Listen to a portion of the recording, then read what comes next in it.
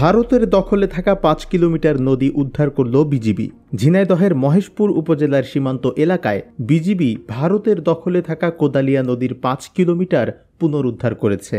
স্বাধীনতার পর থেকে এই নদীর বাংলাদেশের অংশ বিএসএফ কর্তৃক দখল করে রাখা হয়েছিল।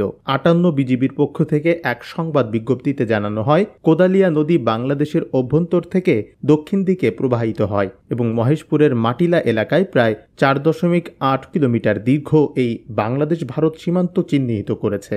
১৯৬১ সালের Bangladesh Bharat strip map sheet number ৫১ মানচিত্র অনুযায়ী নদীর উল্লেখিত অংশ সম্পূর্ণরূপে বাংলাদেশ সীমান্তের শূন্য রেখার অন্তর্গত। সম্প্রতি কোদালিয়া নদীর প্রকৃত মালিকানা নিয়ে ৫৮ বিজিবির নজরে আসে। এরপর বিভিন্ন নথিপত্র এবং মানচিত্র থেকে নদীর অবস্থান নিশ্চিত করে বিএসএফের অবৈধ দখলের বিরুদ্ধে তীব্র প্রতিবাদ জানানো হয়। বিজিবির সদস্যরা সাহসিকতা ও পেশাদারিত্বের সঙ্গে কোদালিয়া নদী পুনরুদ্ধার করতে সক্ষম হন। বর্তমানে বিজিবি সদস্যদের জন্য প্রয়োজনীয় জনবল বৃদ্ধি, যন্ত্রচালিত বোট এবং নদী পাড়ে দ্রুত টহল দেওয়ার জন্য অল টেরেইন ভেহিকল বা এটিভি বরাদ্দ করা হয়েছে।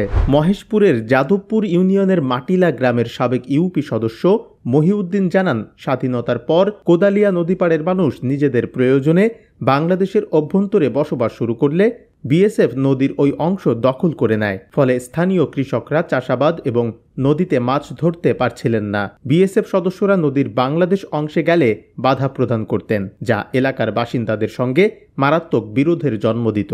নদী পুনরুদ্ধারের পর সোমবার দুপুরে মহেশপুর ব্যাটালিয়নের অধিনায়ক লেফটেন্যান্ট কর্নেল শাহ মোহাম্মদ আজিজুস শহীদ স্থানীয় জনগণের সঙ্গে মত বিনিময় করেন। এ সময় স্থানীয়রা কোদালিয়া নদীতে নির্বিঘ্নে যেতে পারার কথা জানান। বিজিবি কর্মকর্তারা নদী পুনরুদ্ধারে জনসাধারণকে ধন্যবাদ জানান এবং পরবর্তী প্রজন্মকে নদীর প্রকৃত অবস্থান ও মালিকানা সম্পর্কে অবগত রাখতে অনুরোধ জানান। গ্রামবাসীকে প্রয়োজনীয় সেচ ও চাষাবাদ চালু রাখার জন্যও অনুরোধ করা হয় এবং সেক্ষেত্রে কোনো বাধার সৃষ্টি হলে তার সঙ্গে সঙ্গে বিজেপিকে অবহিত করতে বলা হয়। জবাবদিহি ডেস্ক রিপোর্ট।